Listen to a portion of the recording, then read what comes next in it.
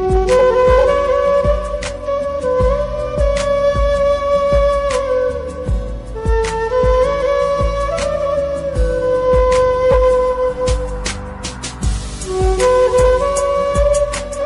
এমন কিছু টিপস তোমাদের সাথে শেয়ার করব, বাঁচিয়ে দেবে সংসারের হাজার হাজার টাকা।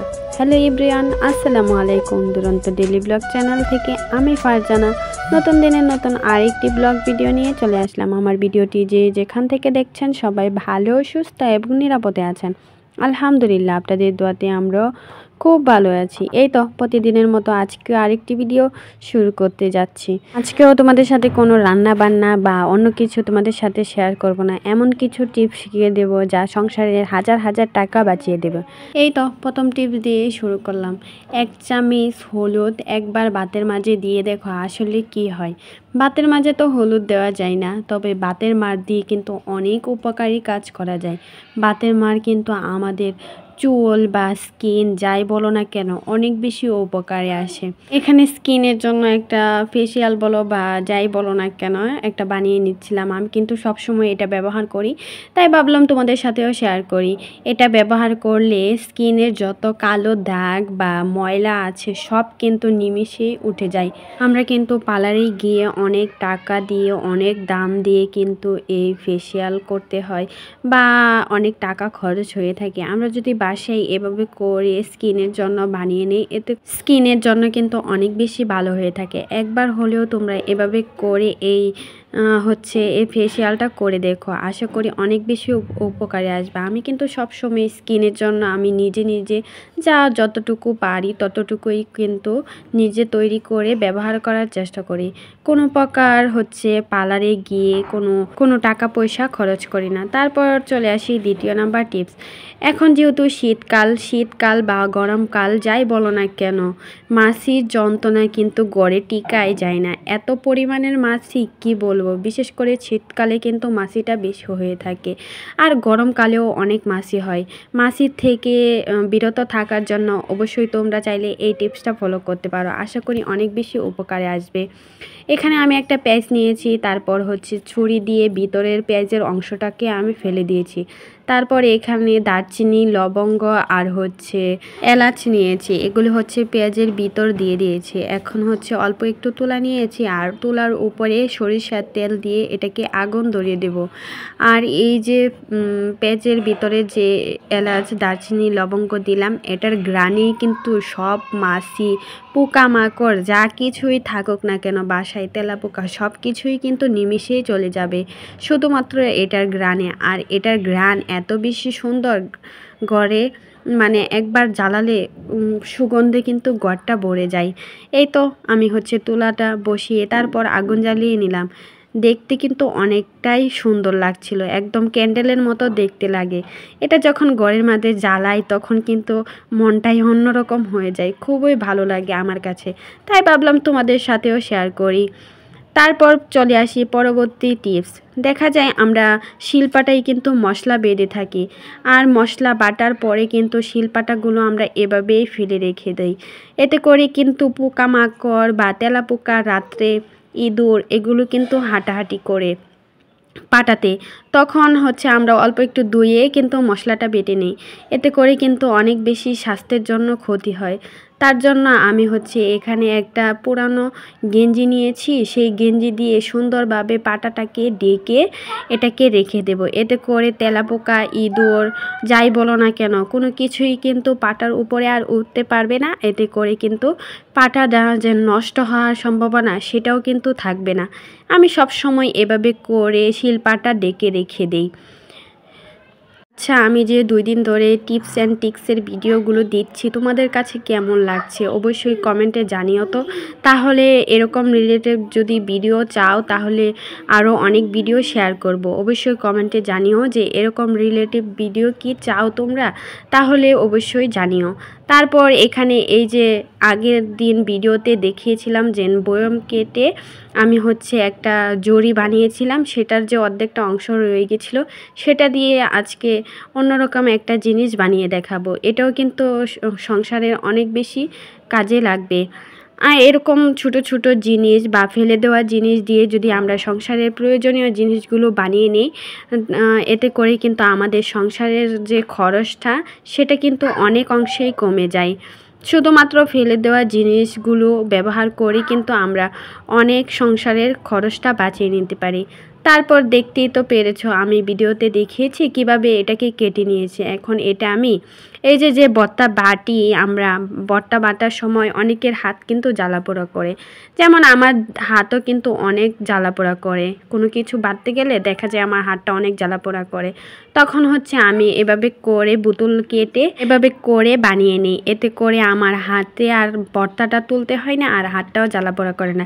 যারা নাকি গ্রামে থাকে তারা কিন্তু হচ্ছে সুপারি খোল দিয়ে এগুলো বানিয়ে নেয়। তো আমরা যেহেতু শহরে থাকি, তো আমাদের তো এরকম বোতল দিলে বানিয়ে নিলে হয়ে যাবে। তারপর চলে আসি পরবর্তী টিপস। আমরা যখন বেশি করে ডাল নিয়ে আসি, যে কোনো ডাল, মসুর ডাল বা খেসারির ডাল বা বুটের ডাল যাই বলো না কেন, ডাল নিয়ে আসলে ঘরের ভেতর কিছুদিন রাখার পর দেখা যায় ডালগুলোতে পোকা ধরে যায় বা কাটা কিরার মতো ছোট ছোট পোকা হয়ে থাকে। এগুলো যাতে না হয় ডালের মাঝে, তোমরা চাইলে এই টিপসটা ফলো করতে পারো। আমি এখানে 3-4টা শুকনো মরিচ নিয়েছি, তার সাথে হচ্ছে 2-3টা তেজপাতা নিয়েছি। এগুলো যদি ডালের মাঝে রেখে দেওয়া হয় তাহলে কিন্তু কখনোই ডালের মাঝে পোকামাকড় আসবে না। শুধুমাত্র হচ্ছে শুকনো মরিচের ঘ্রাণেই কখনো পোকামাকড় আসবে না। তারপর চলে আসি পরবর্তী টিপস। এখানে আমি একটা কেচি নিয়েছি। দেখা যায় আমাদের কেঁচিগুলো অনেক সময় দাঁড় থাকে না, অনেক দিন ব্যবহার করার পর দেখা যায় কেচিতে আর দাগ থাকে না। তখন তোমরা চাইলে এই টিপসটা ফলো করতে পারো। আমি এখানে লবণ নিয়েছি, লবণ বা হচ্ছে চিনি যাই বলো না কেন, দুইটাতে একটা নিলে যেভাবে কেচি দিয়ে আমরা জিনিসগুলো কেটে থাকি, এভাবে যদি লবণ বা চিনিতে এভাবে কেটে কেটে নেওয়া হয় তাহলে কিন্তু মাত্র 2 মিনিটে কেচির মাঝে অনেক সুন্দর ধার আসে। তোমরা একবার হলেও ট্রাই করে দেখো, তাহলে অবশ্যই রেজাল্টটা পাবে, কতটা ভালো উপকারে আসবে। তারপর চলে আসলাম পরবর্তী টিপস। আমি এখানে একটা বয়মের মুখা নিয়েছি, আর এরকম ডান্ডাযুক্ত একটা বয়মের মুখা নিয়েছি। এটা দিয়ে কি বানাবো তোমরা দেখলে অবশ্য অবাক হয়ে যাবে। কত কত টাকা যে সংসারে বাঁচিয়ে দিবে কি বলবো। আমি কিন্তু এভাবে ফেলে দেওয়া জিনিস দিয়েই অনেক সংসারের কাজে লাগিয়ে থাকি। এখান থেকে আমার সংসারে অনেক টাকা কিন্তু সাশ্রয় হয়ে থাকে। এভাবে করে কিন্তু সংসারের টুকিটাকি টাকা সঞ্চয় করে রাখতে পারি। শুধুমাত্র ফেলে দেওয়া জিনিস দিয়ে বুদ্ধি খাটিয়ে কাজে লাগিয়ে নিলেই কিন্তু আমাদের অনেক বেশি উপকারে আসবে। তারপর এখানে একটা কাগজের মাঝে আঠা লাগিয়ে আমি এভাবে হচ্ছে বয়মের মুখটা লাগিয়ে নিয়েছি। তারপর যে রান্নাঘর আছে সেখানে হচ্ছে দেওয়ালের মাঝে এটাকে সেট করে নিয়েছি। এখানে একটা গামছা এভাবে করে ঝুলিয়ে দিয়েছি। দেখা যায় আমরা রান্না করার সময় হচ্ছে হাত মুছতে হয়, তখন হচ্ছে বাজার থেকে হ্যাঙ্গার কিনে এনে এভাবে করে লাগিয়ে নিতে হয়। তো এই টিপসটা ফলো করে তোমরা কিন্তু সংসারের টাকাটা বাঁচিয়ে নিতে পারবে। তারপর চলে আসি পরবর্তী টিপস। আমরা যখন আচার খাই এরকম বয়ম কিন্তু পাওয়া যায়, আর আচারের বয়মগুলোতে আচারের ঘ্রাণটা একদম থেকে যায়। যতই না পরিষ্কার করি না কেন, তারপর কিন্তু আচারের ঘ্রাণটাই থেকে যায়। তো এই টিপসটা ফলো করলে দেখা যায় কখনোই আর আচারের ঘ্রাণটা থাকবে না বয়মের ভিতর। আমি এখানে একটা কাগজ নিয়েছি, আর কাগজের মাঝে আগুন ধরিয়ে এখন হচ্ছে এই যে বয়মটার ভিতরে দিয়ে মুখাটা সুন্দরভাবে লাগিয়ে দেব। এটা যে ধোয়া হবে সেটার কারণেই কিন্তু আচারের যত প্রকার ঘ্রাণ থাকুক না কেন সব কিন্তু নিমেষেই চলে যাবে।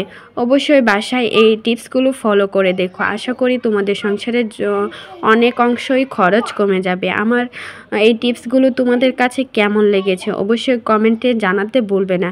আর আমার চ্যানেলটাকে নতুন ভিজিট করে থাকলে অবশ্যই চ্যানেলটাকে সাবস্ক্রাইব করে পাশে থাকার অনুরোধ রইল। একটা লাইক দিয়ে ভিডিওটি কন্টিনিউ করার অনুরোধ রইল সবাইকে। তারপর চলে আসি পরবর্তী টিপসে। চুলাতে একটু টুথপেস্ট দিয়েই দেখো কি হয়, বাঁচিয়ে দিবে সংসারে অনেক অনেক টাকা। চুলাতে একটু আমি হচ্ছে টুথপেস্ট লাগিয়ে দিচ্ছি। আমাদের যারা ভাড়া বাসায় থাকি আর এরকম লাইন গ্যাস থাকে তাদের কিন্তু দেখা যায় গ্যাস থাকে না, অল্প অল্প একটু একটু করে গ্যাসটা থাকে। আমার কিন্তু বাসাতে একদম গ্যাস থাকে না, অল্প অল্প গ্যাস থাকে। সেই অল্প গ্যাস দিয়ে কিভাবে রান্নাটা শেষ করে নেওয়া যায় এই টিপসটা ফলো করলে অবশ্যই তোমরা বুঝতে পারবে। আমি এখানে একটু টুথপেস্ট লাগিয়ে তারপর হচ্ছে একটা লেবুর ফানি চিপে রসটাকে এরকমভাবে চুলাতে লাগিয়ে নিয়েছি। আর চুলা থেকে যদি কালো বা কালি উঠে থাকে, পাতিলে যে কালিগুলো উঠে সেই কালিগুলোও কিন্তু চলে যাবে শুধুমাত্র এই টিপসটা ফলো করে। আর অল্প গ্যাস থাকলে এই টিপসগুলো ফলো করলে অনেকাংশে গ্যাসটা বেড়ে যাবে, সেটা দিয়ে সুন্দরভাবে কিন্তু রান্নাটা করে নেওয়া যাবে। একদম প্রমাণ সহ তোমাদেরকে দেখিয়ে দিচ্ছি। আমার কিন্তু একদম গ্যাস নেই, অল্প একটু একটু করে গ্যাসটা আছে। এখন চুলাটা জ্বালিয়ে তোমাদেরকে দেখিয়ে দিচ্ছি অল্প গ্যাস থেকে কতটুকু গ্যাসটা বেড়েছে। এটা দিয়ে কিন্তু আমার রান্নাটা হয়ে যাবে। তারপর চলে আসি পরবর্তী টিপস।